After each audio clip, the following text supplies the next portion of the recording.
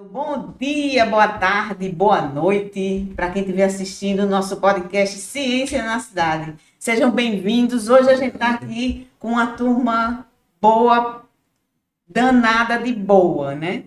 Que é o Carlos Dowling, professor, jornalista, cineasta, né? Coordenador do projeto Pedro Américo 102 anos de prodígio, né?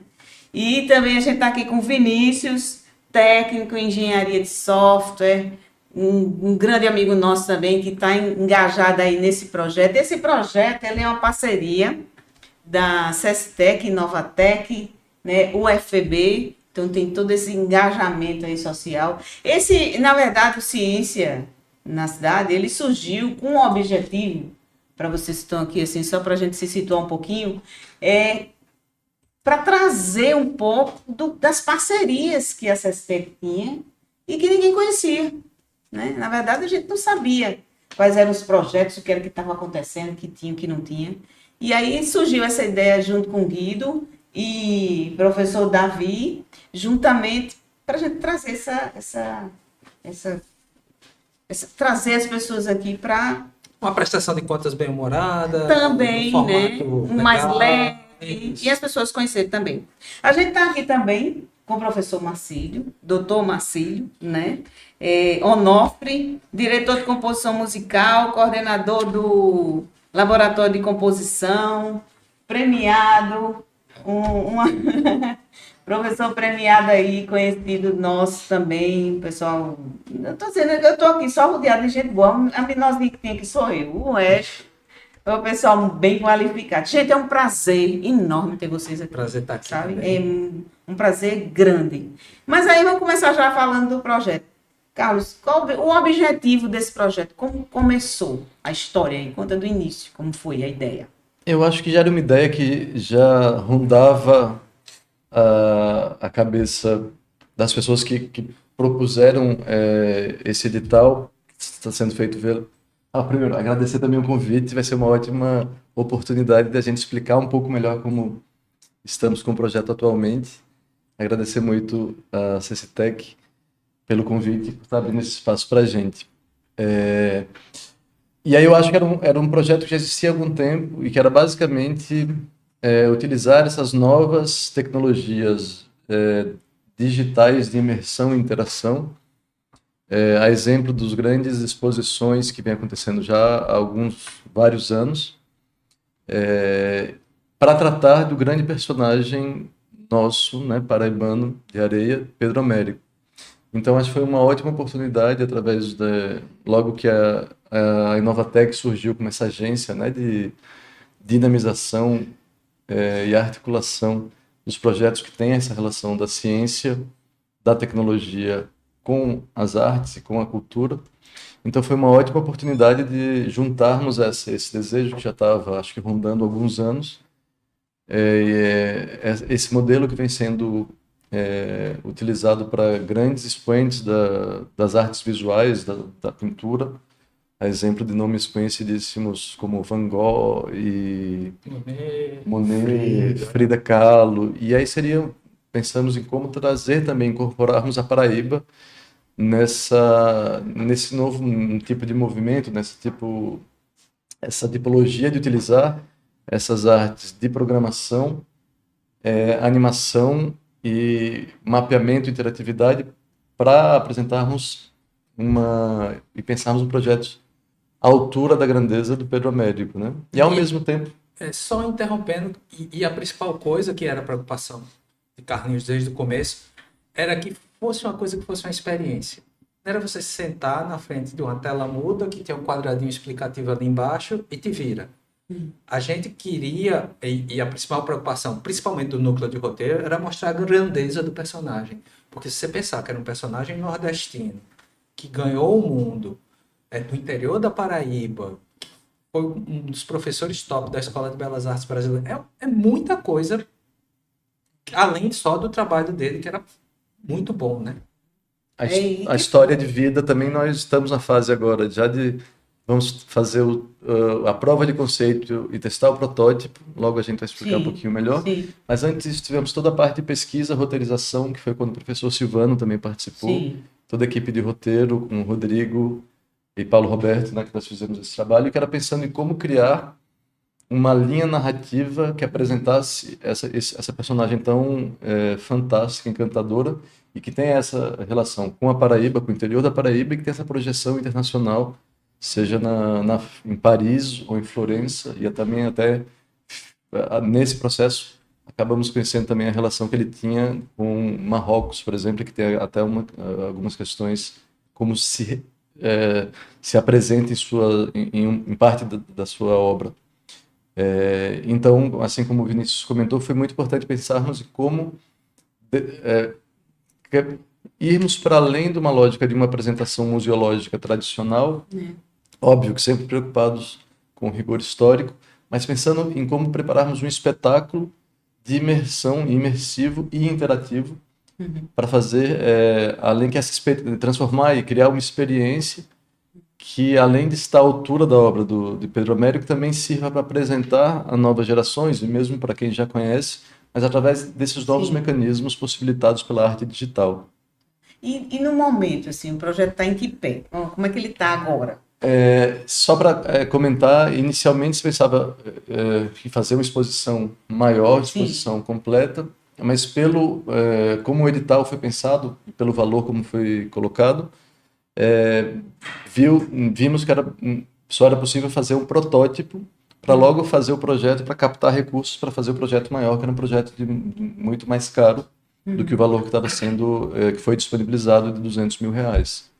E aí então nós primeiro fizemos toda uma preparação do roteiro, que seria pensando em como vai ser essa exposição completa, num segundo momento, que seriam 8 estações, que seriam cada pontos específicos da exposição, que tem a ver com essa linha cronológica e esse roteiro que foi criado.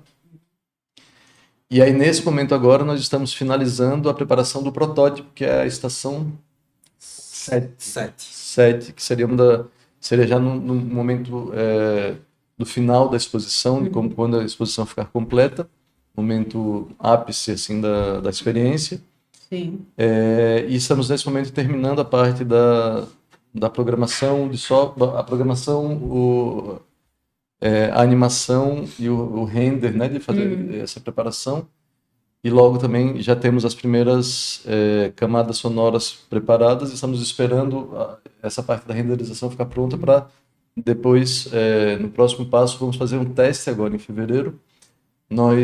A ideia inicial era utilizarmos a estação Cabo Branco, sendo que por uma questões logísticas, vamos fazer um teste no espaço que é um parceiro que chama Espaço Lusco, que é um espaço feito especificamente para esse tipo de exposições imersivas e experiências imersivas. E nesse momento vai ser a prova de conceito do protótipo, né, dessa estação, que é o Grito do Ipiranga, que é uma das obras mais famosas e conhecidas. E nesse momento, Vinícius pode falar um pouco melhor como está essa fase, está terminando os detalhes da animação e da renderização. E logo depois nós temos um teste agora em fevereiro e em março vamos fazer a prova pública, essa prova de conceito pública. Sim. Pensamos em convidar tanto autoridades no primeiro momento e depois escolas específicas, escolas da rede pública, para fazermos já também uma teste de audiência, também vai ficar uma semana em exposição. Sim. Isso ainda na data, acho que é a segunda semana de março, então ainda está definindo a data precisa. Vini, e do ponto de vista tecnológico, como é que é isso aí? Como é que você que é engenheiro de software? Como é que isso funciona na prática? O que acontece é que a gente está trabalhando na beira do precipício e o precipício está andando, graças a Deus. Senão a gente já tinha caído. Mas toda a parte de tecnologia que a gente está usando, ela está sendo criada, tipo, essa semana. Então, várias coisas que no começo do projeto eram impossíveis e que ficavam super ruins, né? Eu mostrei, gente, isso aqui não tá legal.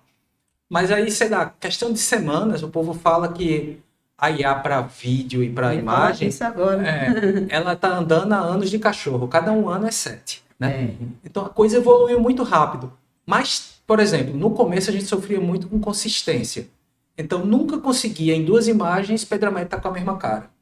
Sim. Porque a ideia a ideia, uma das coisas do espetáculo é Pedro Américo fazendo um balanço da vida dele. Sim. Então não é aquela foto de Pedro Américo maduro, com aquele queixinho fino que a gente tá acostumado. É um cara já mais coroa. Uhum.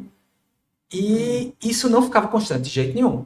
Mas o legal é que, como é uma equipe que é todo mundo da ciência, está acostumado a trabalhar com a coisa que Sim. vai melhorar, vamos andando. E agora a gente já tem modelos de IA para vídeo com a consistência de imagem absurda. Então, Pedro Américo vai ser sempre o mesmo e com a mesma voz. Mas isso deu muito trabalho, principalmente por causa da topologia da entrega. Todo mundo aqui pensa, a gente é todo homem de uma tela só. Sim. Ou de um pai estéreo, né? E aí, de repente, você está trabalhando com 5 telas. Cada uma é maior que a outra. E você está trabalhando com imagens que tem que ser bonitas, mas que você sabe que a pessoa não vai olhar diretamente para ela. Assim como o som, eu acho que é uma coisa que Marcílio vai falar também. Você está trabalhando com sons que não são sons, sei lá, acho que não sei como é o nome, tipo programáticos, um som que quer dar uma entrega, mas é um som que tem que criar um clima e que tem que estar lá. E do mesmo jeito o vídeo. E isso demandou muito vai e volta. A gente foi, não é isso, volta. Tem filmes documentários de Pedro Américo, não tem? Assim, uma coisa, A gente achou tão pouca coisa. Acho que Silvano saberia dizer bem direitinho. Eu porque acredito Silvano que é um não- consultor de Pedro Américo, de todo mundo. Não é muito comum, não. Não A é gente muito achou comum, todos não, os né? livros dele, todos Bibliografia, os discursos, sim. biografia, todas as obras, mas material conteúdo mais dinâmico. Audiovisual não, Não, né? Aí já é uma dificuldade, mas não é nem dificuldade, é um desafio, digamos assim, Qual né? era a voz de Pedro Américo? Qual era? Não tem a gravação, Não né? tem. Não tem. Bom, tem que se pesquisar o nível de timbre de voz, aí é com o Marcílio, né? Que o Marcílio sabe aí. O timbre de voz, talvez, dos homens, como a fala, não sei. Como é que é isso, Marcílio? A gente realmente não focou nessa parte. Assim. A gente foi realmente para a música, né? Sim. Eliere e eu, esse é o nosso papel, né? De criar esse ambiente sonoro que cause a sensação de imersão, né? De você estar dentro ali, né? Então, primeiramente, isso tem um desdobramento temporal, né? Quem já visitou essas exposições imersivas, a gente vê quando a gente entra, de alguma maneira, isso ajuda você a sentir o tempo de outra maneira, a imersão, né? Então, a gente vive numa época de grande ansiedade, muitas dessas imersões, elas sobrevivem, o interesse dela reside em lhe desacelerar para que você possa perceber, enfim, aquela grandiosidade da imagem, aquele som realmente imersivo que vem de todos os lados, né? Então, essa é a primeira coisa. Então, como pensar uma música que, de alguma maneira, lhe ajude a desacelerar, né? Para que a sua percepção seja jogada no material que está sendo exposto e, ao mesmo tempo, a gente sabe disso, as pessoas adoram instagramar, digamos assim, essas exposições, né? Então, que dê uma sensação de um certo conforto para que a pessoa possa ficar ali um tempo tirando sua foto e olhando as coisas, né? Então, a gente tem trabalhado musicalmente em camadas. Então, tem a parte musical estrita, digamos assim. Eu quero essa música, com essa nota, com essa harmonia, com essa, né? Musicalmente tem que ficar em pé dessa maneira. Mas sobreposto a esse universo musical estrito, tem certos timbres, certos sons que ajudam a dar esse senso de imersão. Que é como a visão, né? o que a gente vê com a visão periférica, que não é a visão principal, né? É. A mesma coisa. Então, É um estímulo de todos os sentidos. E isso né? tem que funcionar, uma coisa sobreposta à outra. E as músicas, também a gente tem tentado que ela funcione uma sobreposta à outra em diferentes momentos da exibição. Sim. Né? Então, é um desafio você tentar achar um encaixe harmônico, um encaixe timbrístico, né? Vai ser, será, várias estações de som, assim, pequeno, ou vai ser uma grande estação com um som poderoso que vai estar vazando para os vários momentos da exposição. Então, E como é que o tudo público isso- vai sentir isso, né? Isso obviamente é um desafio, digamos assim, por mais que a gente queira direcionar, mas é imponderável, cada pessoa percebe o mundo Sim. de uma maneira única, né? Seja com os olhos, com os ouvidos, né? Mas o que a gente quer é que, de maneira geral, a pessoa, obviamente, se sinta bem, se sinta informado e, de alguma maneira, receba algo que ela não receberia nem lendo um livro, nem lendo a Wikipédia, ou Nem o cartãozinho embaixo do vendo, quadro, né? nem vendo um documentário, por Sim. exemplo. É algo Sim. muito maior. É algo, inclusive, que é até difícil de expressar em palavras. Senão, já o cartãozinho embaixo da tela já resolveria. É que é uma coisa que é muito recorrente no trabalho de Carlinhos, né? Ele tem essa coisa de primeira pessoa. É muito, se você olhar tudo que ele já fez, tem muito de primeira pessoa. Isso está bem estampado no espetáculo. Então, assim, se chama que seja. Exposição. Exposição imersiva. A gente vai ver muito Pedro Américo falando Sim. para o espectador. Uhum. Isso é muito legal. É. Porque é uma pessoa que a gente tem poucas imagens, a gente nunca ouviu a voz, e ele vai estar lá falando do trabalho dele, das angústias dele, Sim. de ser um pintor do Império quando a República foi proclamada. Então, ele fala de muita coisa da vida dele e do processo de amadurecimento dele como artista.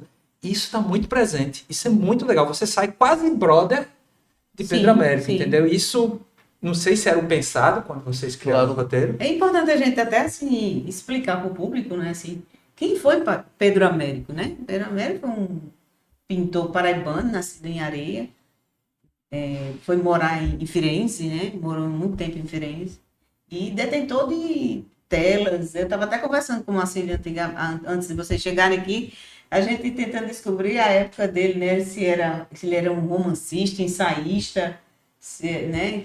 Onde era que ele se encaixava, se ele era um realista, porque boa parte das obras dele, no início, né, mais romântica.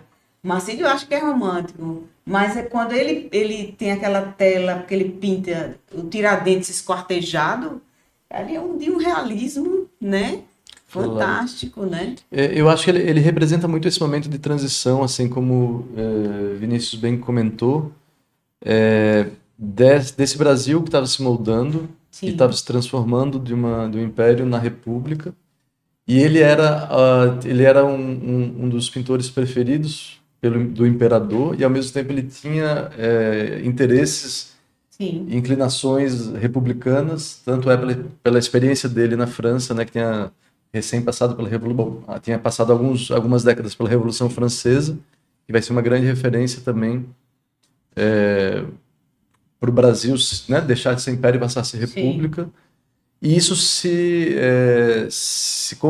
é notável nas obras, na arte, né, e nas expressões artísticas dele. Ele é esse espírito do tempo, dessa tensão. Sim. Essa dinâmica desse momento está presente na obra dele. Então, acho que tem um romantismo de maneira muito... Sim. E ainda mais o romantismo alemão também, de algumas décadas antes, que vai ser uma influência muito forte, tanto visual como... E acho uma referência sonora pra gente, né? Sim. Musical. Sem dúvida. E como também... Ele nasceu, Chopin ainda estava aqui, por exemplo. É isso que é pau, A gente tá tendo conviveu. Isso que é encantador, na verdade. né? Chopin morreu, ele era uma criança, mas Sim. ele estava na Europa com Liszt, por exemplo, né? É possível que em algum momento um café daquele lá, né? em Paris eles tenham compartilhado o mesmo espaço, né? Sim. Se não no mesmo tempo, mas bom, né? Em algum instante, Liszt estava perambulando em algum concerto ali e ele, enfim, pode ter assistido um concerto de Liszt, pode ter visto Wagner, por exemplo, né? Então, porque assim, até no período que ele viveu em Firenze, era um período de efervescência, né? Cultural. Principalmente Paris. Principalmente Paris também. E ele estava no berço do Renascimento. Ali, Firenze, ali, aquela região todinha, era o berço do Renascimento. Então, tem muito isso, né? Acho que ele também tem uma influência disso aí também. Outra coisa que eu queria dizer é que tem um museu dele em Areia, nisso. Lá tem algumas peças, inclusive, Nessa exposição eu estava falando para você, que foi feita na Estação Ciência, com a curadora na época era Lúcia França, trouxeram uma mala de pintura, que tinha alguns objetos dele e ficou exposta lá durante um tempo. Essa mala foi escoltada, porque é um objeto, assim, um único objeto de Pedro Américo, né? Inclusive, uma das estações que nós já estamos preparando, estamos roteirizando e vai ficar pronto para a próxima fase do projeto, mas é que fazer o simulacro do ateliê do pintor em areia, enfim, a gente fazer alguma... Ou em areia, mas ele ficou pouco tempo em areia, na verdade, né? Sim. Seria num lugar, mas fazermos o ateliê e colocarmos algumas possibilidades de interação para que o público, que são os interagentes, consigam experimentar e pintar Assistindo por computador. assistindo por computador, inteligência artificial, mas emulando A ideia o traço é que não do seja pintor. 100% digital, nem o quadrinho com cartão, entendeu? Sim. Então, mas vai ter coisa física para a pessoa pegar. Sim. Que isso, pra gente, principalmente quando vai criança, né? É muito legal. É. É uma coisa que a criança É. pegue, né? A gente tem isso na cabeça desde o instante zero. É atrativo para todo mundo, tanto para as crianças de idade quanto para as crianças de espírito. Vou não esquecer delas. Não esquecer delas, então. É isso, pessoal. Assim, teria mais algo a acrescentar desde então? O que vocês queriam dizer aí, algo mais que poderia acrescentar para ilustrar mais ainda essa exposição? Ela tem mais ou menos data? Você falou que é março, abril? Março, acredito que Março, a partir né? da segunda semana de março vamos definir ainda a data. Assim que Certo. tivermos, vamos divulgar e, né, fazer os convites. Aí tem a parte experimental, depois aí vai... Deve ficar uma semana, deve ficar de segunda a sexta, ou talvez a gente tenha que ver se o final de semana também pode ser ocupado, sem estar em negociação. E fazendo essas visitas guiadas com as escolas no primeiro momento. Ainda não vai ser aberta a publicação, a visitação geral, mas logo que tivermos essas datas, vamos divulgá-las Sim, para sim. publicizarmos isso. Eu conversando com o Flávio Tavares também, que é um grande artista nosso local, né? E Flávio Tavares, ele diz, né, nas entrevistas que a gente faz com ele, que ele se inspira e se inspirou muito em Pedro Américo, né? Uhum.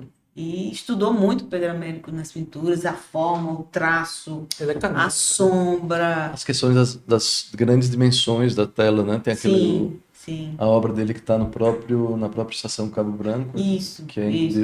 incrível, né? Ele, toda hora, ele sempre que você entrevista ele sempre cita Pedro Américo. Assim. Uhum. Então, a gente não pode deixar com que a geração, e essa geração tecnológica que está aí, né?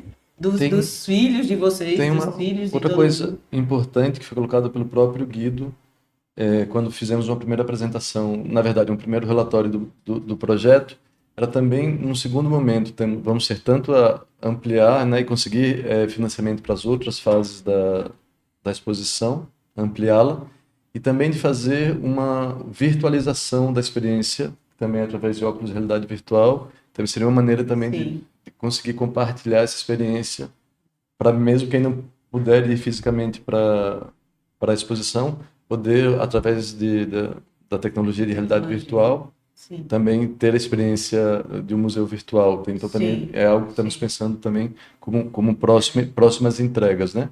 Então, nessa fase agora vamos ter a prototipagem, a prova de conceito, a entrega da Bíblia, que seria desse projeto que vai ficar pronto para captar mais recursos.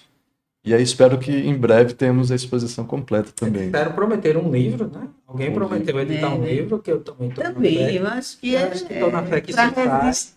Para registrar, deixar registrado. É porque é uma coisa muito singular, é uma ocasião muito singular que juntou muita gente boa. Verdade. E que não é tão fácil de se repetir cá entre nós. Assim, de você conseguir, mesmo com verba reduzida, ter tantas cabeças pensantes de um nível tão alto. Por exemplo, a gente vê Silvano. Silvano já está velhinho, né? A gente conseguiu botar ele nesse projeto.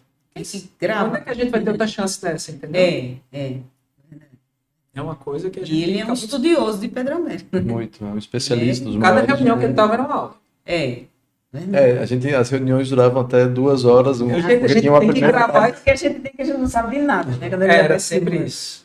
Ele é assim. Não, por exemplo, Pedro Américo foi o primeiro doutor Isso. do Brasil. Ele teve carreira como parlamentar. Também. É assim, A se história é ele fosse impressionante. só um pintor, tava ok, mas o cara fez muitas outras coisas com brilhantismo, todas com brilhantismo. É uma coisa difícil. É impressionante. Que E até engraçado. uma das ideias que surgiu também com a equipe de roteiro era também de pensar em derivar para fazer uma série ficcional sobre a história da vida dele, que é impressionante, assim. É. É Uma coisa também seriam próximos passos. a exposição imersiva, obviamente, vai focar no aspecto pictórico, né? Sim. Digamos assim, a produção dele como pintor, mas poderia ter algo similar focando em outra coisa, né? Já que ele era um sujeito, digamos assim, da renascença, digamos assim, a Sim. renascença no Sim. sentido do espírito, né? Sim. De se interessar por coisas tão distintas e se Polímata, interessar a né? ponto, exato, de ir a fundo nessas coisas, né? Sim. A ponto de escrever teses sobre Filosofia. essas coisas, Ele era né? ensaísta, filósofo Sim, também, sim. né? Ele tinha É, e- A gente é suspeito para falar, porque a gente É, ficou ele- fã demais. Não, mas quando você começa a ler e adentrar na obra dele, assim, você se apaixona, porque... e eu acho que esse projeto, né, a iniciativa como um todo, tem algo extremamente positivo, que é a preservação da memória. No final das Sim, contas, sim. o que a gente está fazendo aqui é tentar, de alguma maneira, preservar a memória de Pedro Américo, né? Algo que é extremamente...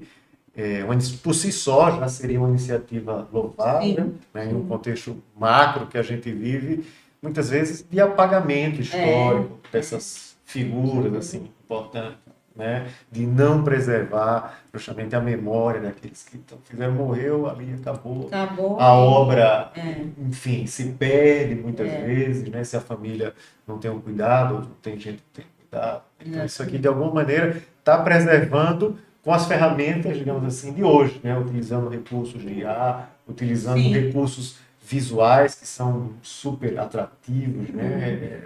Enfim, então... Eu acredito que... Aí a gente entra com o Silvano novamente. Silvano deve saber, mas assim...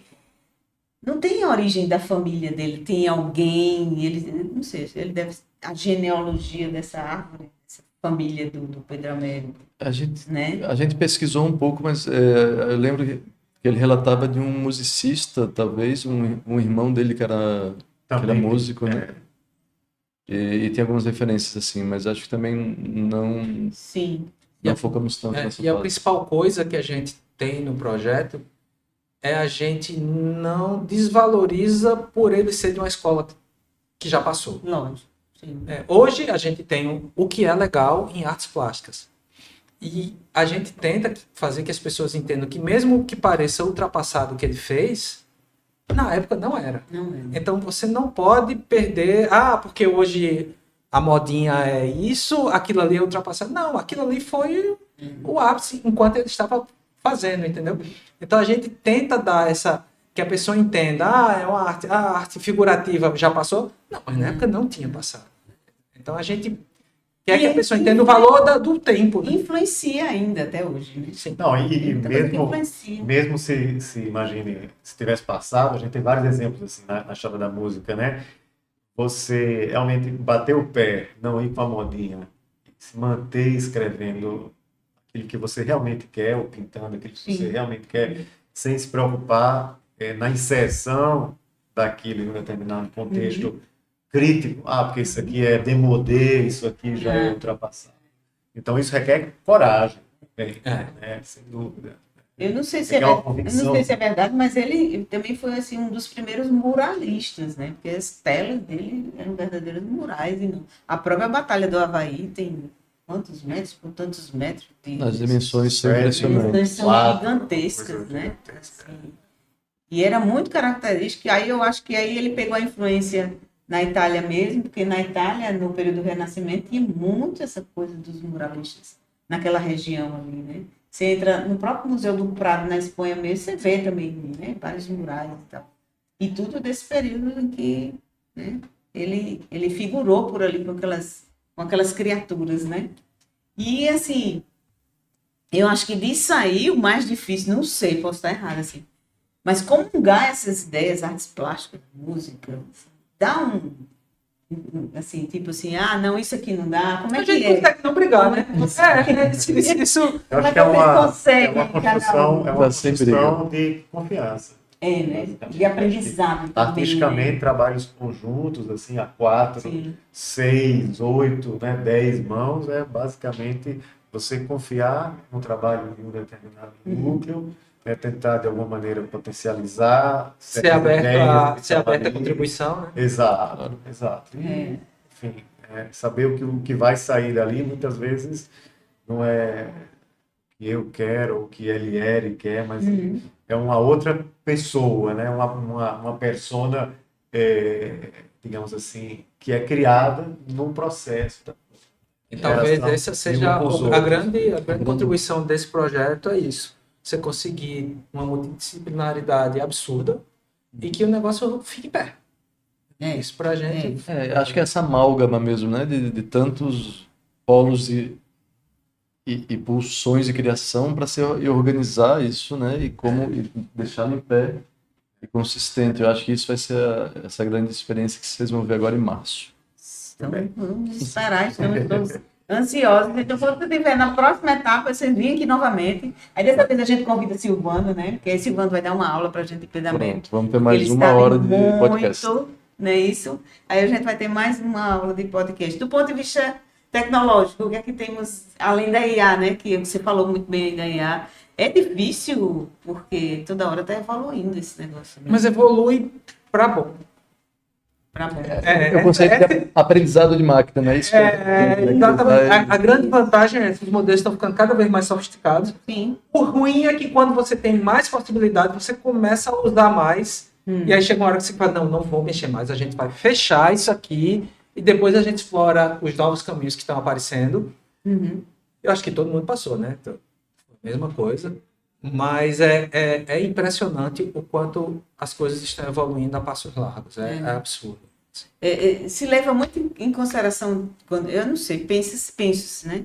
Que na estética da máquina, né? O que é que a máquina produz. Não, mas aí é o que a gente manda. O que a gente manda e o que a gente não aprova. É uma coisa que eu falo, Carlinhos aqui, que é diretor, vai rir.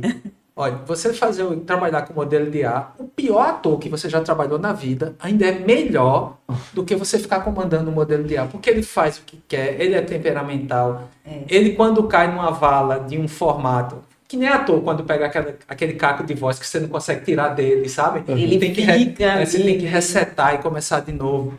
E alucina. E alucina absurdamente. Claro. Pacífico, há momentos que a máquina responde achando que está certa e absolutamente não está. O retorno do que foi gerado, né? E isso é uma coisa, é um termo muito sutil, né? Por trás, a máquina gerou uma música e tal. Veja que a gente, quando fala, por exemplo, de Beethoven, a gente não diz que Beethoven gerou a Nona Sinfonia. A gente diz que Beethoven criou. Beethoven compôs, né? Então, muitas vezes, ao se referir à máquina, o verbo não é criou, é gerou, né? Porque realmente tem uma consciência, uma criação, digamos assim, eticamente responsável, tem uma consciência humana ali por trás. A máquina, ela não pode ser usada para terceirizar a criatividade. Bom, já que eu não sei fazer uma coisa, então vai lá, faz para mim e eu aceito pacificamente. E eu nem sei o que eu quero, né? Exatamente. E eu nem sei nem o que eu quero, mas algo mais ou menos assim, gera para mim isso aí. E o que a gente tem percebido é exatamente, aí eu entro nessa questão da estética, que eu tenho pesquisado algumas coisas nesse sentido, dessa estética dessa máquina. O que é que essa máquina esteticamente está produzindo ali? Ela vai Ele produzir. gera uma estética diferente, né? Até para o audiovisual, ele acaba gerando aí, né? Pode ser, é um paradoxo, um falso paradoxo, que nós estamos nos alimentando da máquina, nesse caso, para humanizar e além de cuidar da memória de Pedro Américo, para humanizá-la. Então, mas é um falso paradoxo, na verdade, e aí, como o Vinícius comentou, está andando a passos largos e tão largos essa questão da arte digital, da arte generativa e da inteligência artificial, que é cada vez mais importante nós nos alfabetizarmos, nos letrarmos com essas tecnologias, inclusive para usá-las de maneira consciente, ética e com todo o cuidado necessário para humanizar os processos. E tem coisas que não dá para fazer com. Então, assim, eu já trabalho com arte digital mesmo antes da arte generativa E tem coisa que teve que ser feita como antigamente, entendeu? Assim, você não filma. Você gera em IA, mas você vai compor com os mesmos softwares, usar as mesmas soluções que você sempre usou nos pipelines convencionais de produção de audiovisual. E isso é muito presente. Tem hora que eu acho que nada foi gerado 100% no computador. Ele era gerado um pedaço ali, outro aqui, você funde, né? Sempre é uma coisa... Não tem aquela coisa, apertou um pitoco e vai sair pronto. Isso realmente não acontece. É isso. Gente, é isso aí. A gente tem aqui agora nas considerações finais. Quero cada um diga um pouco aí como vai ser, o que é que vai ser no futuro. E aí vamos começar com o Marcílio, né, Marcílio? Então, De trás pra primeiramente, frente. eu gostaria de agradecer pelo espaço, pela iniciativa, né? Parabenizo as pessoas que estão, né, por trás disso e realmente estão abertas a projetos dessa natureza, né? Projetos, inclusive, que têm um componente risco embutido, né? Sim. Pode dar certo, mas pode não dar certo, né? E isso Desafiador. é exatamente quando a ciência, quando a arte, uma obra de arte engajada, de alguma maneira, ela tem um componente de risco, né? Então, assumir isso e bancar isso realmente é algo absolutamente louvável. Então, enfim, parabenizo as pessoas que estão por trás e espero, enfim, poder estar aqui em outros programas, em outras... Com certeza, venha que está aberto isso. E esperamos vocês lá na exposição, em março. Vamos. Quando a exposição tiver assim, vai lançar, vocês vêm Engatilha, aqui pronto. novamente para a gente fazer aquela divulgação Tá bacana, joia. certo? Tá joia. Também reforçando o que Marcílio comentou, eu acho que essa louvar a iniciativas como essa da própria Sistec e da Inovatec, e essa relação com a Universidade Federal da Paraíba, seja com o CCTA, que é o nosso centro, seja com o Centro de Informática, a qual o Vinícius participa, e é uma maneira incrível de fazer essa até a obrigação que a universidade tem de estar fazendo essas conexões com a sociedade civil, e aí projetos como esse, iniciativas como essa são fundamentais para conseguirmos concretizar e darmos maior amplitude, conseguirmos dar continuidade a processos como esse. Então, também já fica o convite, em março vamos ter essa primeira parte da exposição, e assim que tivermos uma data nós vamos convidar vocês para presenciarem também, e Eu também acho nos que contarem o que acham dessa Acho que ainda experiência. dá para a gente fazer um podcast, um Pedro Américo 2, né? Já mostrando aqui algumas coisinhas. Já mostrando algumas coisas, com o Silvano aqui, conversando com a A gente, Silvana dando era- aquelas dicas Claro. fabulosas dele, né? E Vini, O que eu acho que eu queria acrescentar é que uma das coisas mais louváveis foi quando se desenhou esse projeto, falou, eu não sei como... Quem pensou assim, eu não sei como vai fazer, mas se eu quero que ele tenha uma mínima chance de dar certo, eu tenho que pegar pessoas assim. E foi essa escolha que gerou essa equipe e que deu certo. Então, é esse pensamento de eu não sei como vai fazer, mas eu acho que se for essas pessoas aqui, isso pode funcionar. E essa equipe é uma prova disso. joia. Pessoal, muito obrigada. Esse é o podcast Ciência na Cidade. Quem quiser seguir o nosso podcast é @Ciência na Cidade JPPB, tá? No YouTube, tá lá. A gente já tem várias edições. Agradecer a todo mundo, agradecer a vocês, muito obrigada, sejam bem-vindos. Agradecer ao pessoal da Tecnalex aí, que tá sempre dando uma força aqui a gente, né? Professor Davi, professor Guido. E é isso, gente. Sejam bem-vindos sempre ao podcast Ciência na Cidade. Tchau, tchau, pessoal. Tchau, tchau.